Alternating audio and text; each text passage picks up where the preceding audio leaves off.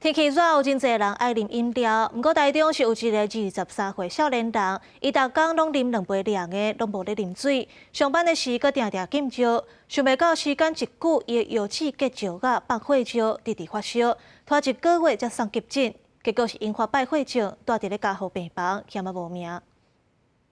即马天气有够热，袂少人拢会食凉的。毋过台中即个23岁姓林的查甫人，逐工拢靠食2杯手植茶来止喙焦、补充水分，长期落来造成健康出问题，搁爱去看医生。几乎没什么在喝，都喝茶，有糖的，乌龙，1-2杯不一定。 林先生讲，伊是做食的，若咧无用的时阵是无时间通食水，佫会禁尿，所以讲逐工拢是啉2杯半糖的手植乌龙茶，算算的1个月上无得啉60杯。毋过最近说是出现药剂结石佫放血，食药3工了后虽然是有较好，毋过颠颠倒倒1个月来一直咧发烧。 后来检查是得急性的肾盂肾炎，佮引发败血症，险啊无命。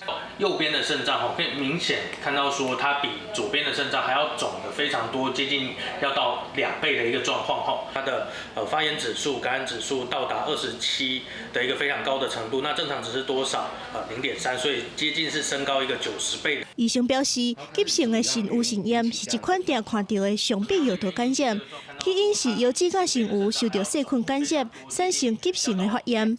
营养师表示，一般人认为讲这食凉的嘛等于是食水，毋过手植茶当中是有糖分，若是佫有另外加料，这当中佫有食品的添加物，加一寡热量，拢会造成身体负担。如果是50公斤的体重的人呢，那它是大概乘以30cc 的水分，大概就是一天可以喝到1500cc 的水。那大概一瓶保特瓶是600cc 左右，我们至少要喝到2到3瓶的会比较足够。营养师表示，水若食无够，就会造成尿甲血浓度伤过悬，无法度代谢。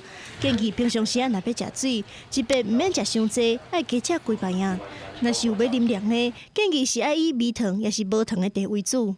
公司新闻综合报道。